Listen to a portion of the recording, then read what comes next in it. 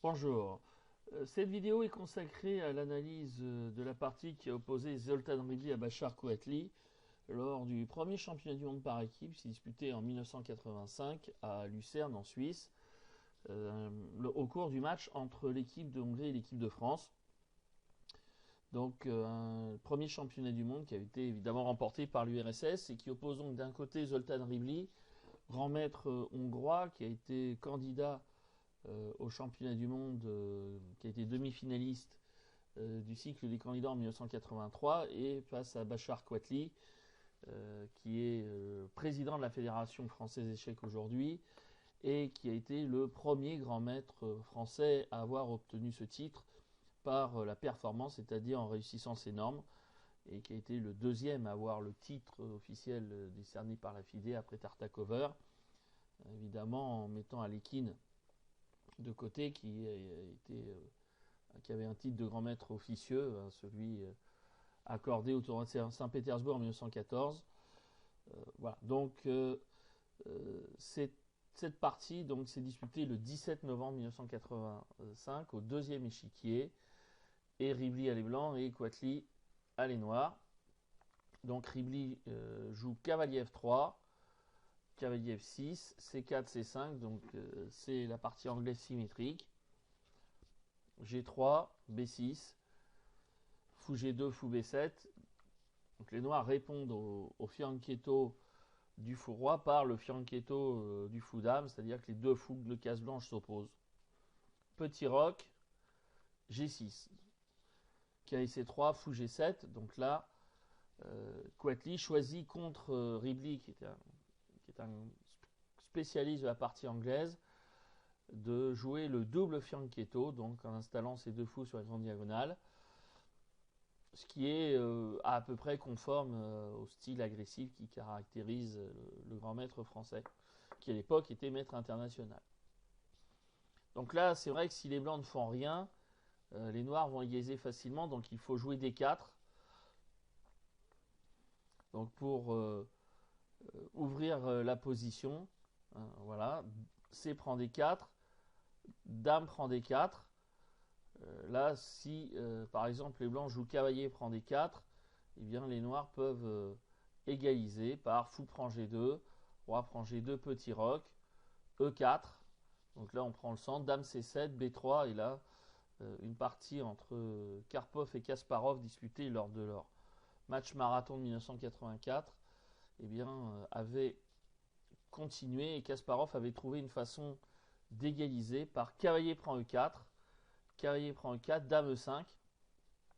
Donc là, les noirs qui ont sacrifié un cavalier pour un pion récupèrent le cavalier avec cette pointe, et il reste avec un pion de plus, mais cela n'est que provisoire, puisque les blancs continuent par dame F3, dame prend D4, fou A3, cavalier C6, tour AD1, dame E5, tour prend D7, et les noirs ont récupéré le pion, et ils vont même menacer d'en gagner un autre, et la partie a continué par dame A5, fou prend E7, cavalier E5, dame D1. Alors, ce qui est intéressant, c'est que là, les blancs ont sacrifié la qualité. Cavalier prend D7, dame prend D7. Mais en fait, les noirs ne peuvent pas vraiment conserver la qualité. Kasparov a joué dame prend A2 et après fou prend F8, tour prend F8. La partie est devenue nulle. En tout cas, a été conclue par la nulle une douzaine de coups plus tard. Mais dans cette position, eh bien, si on joue tour F8 par exemple, il y a cavalier D6, tour B8, on s'aperçoit que les noirs ne peuvent pas vraiment jouer leur tour. Et là, il y a cavalier prend F7. Et sur roi prend F7, il y a fou B4 échec. Et sur dame F5, on échange et on joue cavalier D6 et on va récupérer encore un pion. Là, il y a deux pions pour la qualité, mais il y en a un troisième qui est menacé. Donc, ça veut dire que les noirs vont se retrouver en déficit matériel dans cette position. Donc, c'est difficile. Voilà. Donc, dame prend D4, on revient à dame prend D4. C'est le coup le plus ambitieux. L'idée des blancs, c'est avec ce coup de dame, c'est de jouer la dame en H4. Et ensuite, si les noirs jouent petit roc, on joue fou H6. On va échanger le fou G7 et on va essayer d'attaquer à l'aile roi.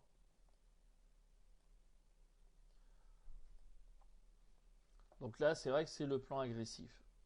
Là, dans cette partie, Quatli joue cavalier C6. C'est un coup que beaucoup de joueurs amateurs moyens exécuteraient. Et j'allais dire, c'est un coup normal. Pourquoi? Parce que c'est un coup qui développe un cavalier avec gain de temps. Sauf que, évidemment, si on comprend l'idée des blancs, c'est que D4 n'est pas une case où la dame va rester. Surtout qu'elle se retrouve avec un vis-à-vis par rapport au fou G7 qui peut aussi lui poser quelques problèmes. Donc cavalier C6 finalement n'est pas si utile que ça. D'autre part, le coup cavalier C6 peut avoir un inconvénient, c'est de fermer la diagonale du fou B7. Et cela peut être utile quand même que ce fou reste, en tout cas, reste les yeux ouverts, j'allais dire, sur cette diagonale, parce que il peut y avoir des possibilités d'échanger le fou G2 et donc de neutraliser aussi les blancs. Troisième chose, c'est que dans ce système-là, il vaut mieux installer le cavalier en D7, donc et jouer D6, ce qui permet au cavalier donc de laisser le fou découvert, de jouer D7, éventuellement de servir de relais en F6, mais aussi de contrôler les cases C5 et E5 qui peuvent être utiles. Et puis ça permet également de laisser la colonne C ouverte pour la tour qui peut viser le pion C4. Alors là, la théorie donne fou E3, cavalier D7. Alors il y a évidemment d'autres coups que fou E3, mais fou E3 est peut-être considéré comme étant le meilleur. Jouer le pion E2 finalement n'est pas très utile pour l'instant. Tour AC1, tour C8, B3, petit roc, dame H4. Donc là, on veut exécuter le plan, mais les noirs peuvent jouer H6, tour F1, tour FD1, pardon. Et là, les noirs peuvent jouer date tour C7 ou tour E8. Tour C7 pour préparer sans doute une contre-attaque sur la colonne C et tour E8 pour éviter l'échange des fous. Tour C7, ça a aussi l'avantage, c'est d'éviter, c'est de pouvoir jouer le cavalier sans qu'il soit cloué par fou H3 qui est également un coup classique. Donc cavalier C6, c'est pas si bon que ça. Alors c'est vrai que par contre, si les blancs jouent dame H4, les noirs jouent tout de suite H6. Et là, c'est bon parce que là, les noirs n'ayant pas roqué, évidemment, H6 est possible. Et il y a G5 qui peut poser problème. La dame va être obligée d'aller sur une case qui n'est pas extraordinaire. La menace G5. G6, G5, où va la dame, il n'y a pas beaucoup de cases. Il y a H3, il y a G5, G4. Donc là, c'est vraiment pas bon. Les blancs doivent jouer dame F4. Et après, on joue tour C8. Et c'est vrai qu'ici, c'est mieux pour les noirs qui n'ont pas roqué, hein, voilà, mais qui peuvent faire le petit roc parce que la dame, finalement, est sur la diagonale du fou, donc le pion H6 n'est pas en prise. On revient à la partie sur cavalier C6. En fait, Rivli joue dame F4. Donc là, qui est évidemment la bonne réplique. Il attend en fait le bon moment pour jouer dame H4, c'est-à-dire que les noirs roquent. Par exemple ici, sur petit roc, il y a dame H4. Et là, les blancs, finalement, prennent un petit avantage. Mais Quatli joue, après dame F4, tour C8, tour D1, D6. On notera que les noirs attendent de roquer et ils ont... voilà, donc c'est quand même... ils savent qu'il y a dame H4 qui peut arriver. Ceci dit, pour l'instant, quand même, la position est légèrement favorable aux blancs parce que on voit justement que les noirs n'ont pas mis leur roi en sécurité et que les blancs peuvent passer à des opérations actives en profitant de cette situation-là. Ribli joue B3 avec l'idée de protéger le pion C4, mais aussi de pouvoir sortir le fou en B2, mais en A3 également. Parce qu'en A3, il peut viser le pion D6, qui peut être une faiblesse. La tour se met en vis-à-vis par rapport à la dame, le fou qui est en A3, et par exemple, si on peut jouer E4-5, il peut se passer des choses pas très agréables pour les noirs dans cette situation. Donc il faut faire attention. Et là, effectivement, les noirs auraient plutôt intérêt à être prudents. Là, ici, le meilleur coup, c'est petit roc. Et après, fou B2, dame D7, tour B1, parce que là aussi, les noirs ont une possibilité tactique. C'était que le cavalier C3 est protégé par le fou B2, mais le fou B2 n'était pas défendu. Donc, s'il peut y avoir des manœuvres qui peuvent arriver, par exemple, à échanger le fou B2, en gardant en plus le fou de case noire, ce serait pas une mauvaise chose pour les noirs. Mais là, on a un avantage quand même qui est plutôt persistant, un avantage d'espace, un contrôle du centre qui est un petit peu plus sûr, un peu plus d'espace, et j'allais dire un jeu plus aisé. Voilà. Mais Kouatly calcule une variante, a calculé une variante, en tout cas une suite, qu'il a mal calculé parce que il a raté quelques coups. Il joue cavalier E4. Alors cavalier E4, sur le papier on voit bien la suite tactique, c'est que le cavalier se découvre, menace l'autre cavalier, et si le cavalier prend E4, eh bien, la tour est en prise. Voilà. Et si les blancs jouent dame prend E4, il y a fou prend C3, tour B1, fou G7, dame H4, petit roc. Là, la situation est peut-être un peu moins mauvaise pour les noirs, du fait qu'il y a eu un échange de pièces et que même s'il y a fou H6, il peut y avoir peut-être quelques échanges. Il peut y avoir, pourquoi pas, par exemple, des idées dans ce double fianchetto, c'est d'installer la tour en C5, jouer tour C8, C5, voire H5. C'était une idée qu'avait eu Kasparov contre Karpov lors de la 23e partie de leur troisième match en 1986, et il avait obtenu facilement la nulle grâce à ces idées. Alors je dis pas évidemment que dans cette position c'est possible, mais enfin bon, on peut arriver sans doute à créer des choses. Mais là, Kouatly a sous-estimé le coup qu'a joué Zoltan Ribli. Cavalier prend E4, fou prend A1, fou A3. Un coup extrêmement fort parce que le fou se développe en attaquant le fou A1. Donc ça veut dire que les noirs vont perdre encore un temps supplémentaire pour replier le fou, alors que les blancs accélèrent leur développement. Et vous voyez, je disais tout à l'heure que D6 peut être une faiblesse, mais c'est en fait la diagonale A3 F8 qui peut être l'objet d'attaque. Et là, on sent bien quand même que le roi noir commence à ne pas se sentir très bien parce que on voit que les blancs ont développé toutes leurs pièces, que au centre, les choses peuvent devenir très compliquées. Il y a des possibilités de sacrifier en D6 qui peuvent complètement déchirer le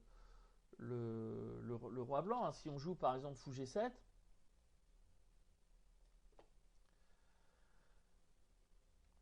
fou G7, cavalier FG5, je sais pas, là ça devient dangereux. On sent que sur tour F8, bon là il y a une menace contre F7.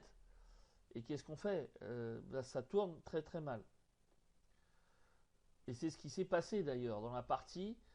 C'est totalement forcé. Alors à noter qu'il y avait d'autres coups possibles, mais x3 est le plus spectaculaire.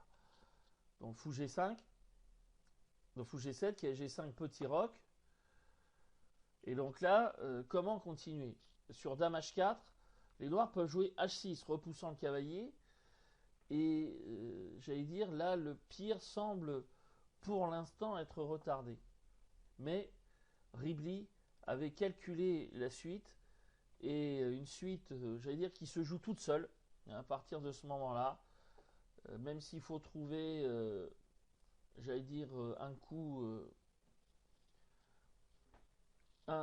un coup clé, mais à ce niveau-là, on peut le trouver. C'est cavalier prend H7, roi prend H7. Alors l'ordinateur lui dit donne cavalier D4. Hein. J'allais dire, il capitule, mais il voit bien que la partie est totalement perdue. Cavalier G5 échec, roi G8, dame H4, donc menace dame H7 mat, tour E8. Donc là, c'est évidemment la suite forcée. Maintenant, il faut trouver la solution. Comment trouver la solution en sachant que sur dame H7 échec, il y a roi F8. Et là, Ribley trouve une bonne solution. Alors, il y a plusieurs coups qui étaient jouables. On pouvait même jouer fou B2 avec l'idée fou prend B2, dame H7 échec, suivi de mat. Mais Ribley trouve un très joli coup, c'est fou H3. En fait, l'idée, c'est d'aller attaquer F7 et d'arriver sur la case E6 pour aller mater le roi noir. Voilà, on pouvait faire jouer fou D5, mais les noirs pouvaient défendre encore un petit peu par E6, fou G2, dame F6, dame F7, roi F8, cavalier E4. Alors, ça gagne, hein, soyons clairs, les blancs sont gagnants.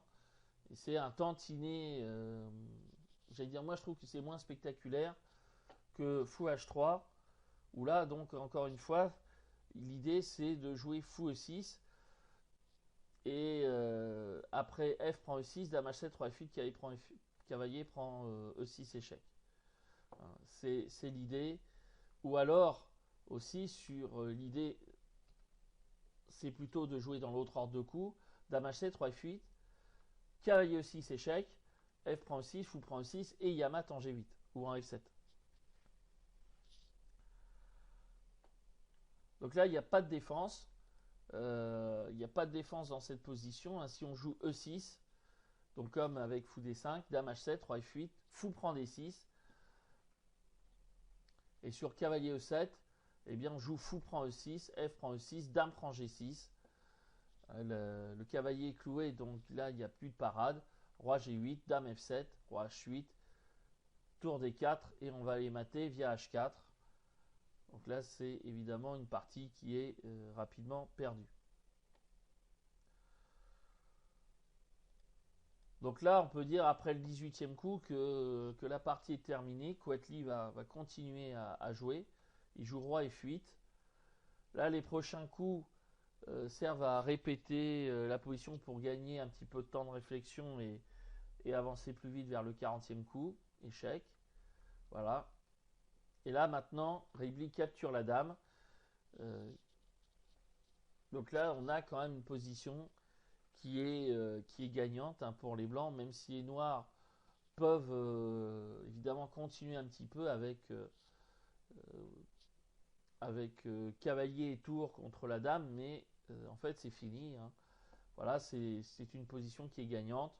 C'est juste une question de temps. Donc la partie continue par fou G2, fou F6, dame H6, E6, H4. Donc là, les blancs doivent essayer aussi de continuer à attaquer avec l'idée de jouer H5,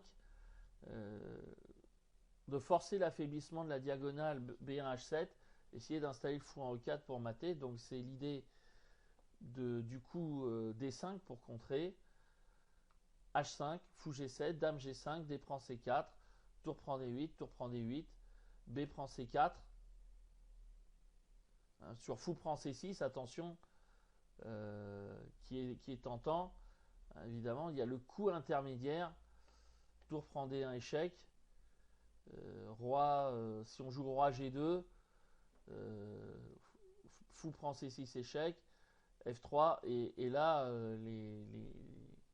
j'allais dire, les noirs revivent d'un seul coup, hein, la partie reprend une dynamique, par exemple en jouant d'un coup comme tour D5, ou de prendre en B3 aussi, qui n'est pas mal. Voilà, donc non, non, il faut faire attention. B prend C4, G prend H5, hein, sur tour D1 évidemment il y a l'échec, il y a roi H2, G prend H5, fou B2, donc là le fou revient sur la grande diagonale, E5, hein, sur tour D1 échec, roi H2, E5, fou D5, et là les menaces s'accumulent, hein, on peut menacer vraiment, par exemple dame prend H5, donc on peut menacer F7, hein, par dame H5, dame prend H5 ou dame F5, enfin voilà. C'est quand même assez moche. Donc là, les noirs ont joué E5, fou D5, tour D6, donc ça rejoint évidemment l'idée qu'on vient de voir. Dame prend H5, tour D5 et dame F5.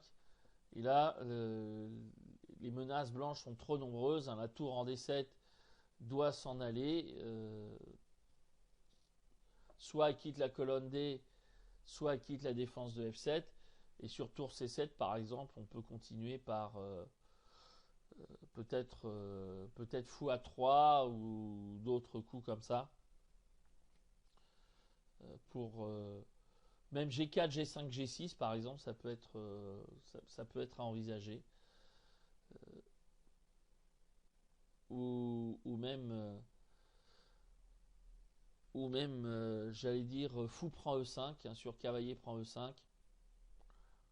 Voilà, il y a fou prend B7, enfin, il y a des possibilités qu'il faut voir, ou alors prendre en C6, hein, tout simplement, et puis suivre prendre la prise en E5, qui est également tout à fait envisageable. Voilà, donc dans cette position, Kouatly a abandonné. Donc voilà pour cette victoire rapide. Donc un thème qui est assez classique, souvent pour les joueurs de Fianchetto Roi, donc notamment d'Est indienne, c'est le sacrifice de qualité en 1. Il faut être extrêmement prudent quand vous forcez l'ouverture de la ligne pour savoir si euh, la force d'attaque des blancs ne vaut pas justement cette qualité. Donc voilà, c'était tout pour cette vidéo, plus courte que d'habitude, mais j'espère que vous avez apprécié quand même. Et je vous souhaite une bonne journée. En tout cas, j'espère vous retrouver prochainement pour d'autres analyses.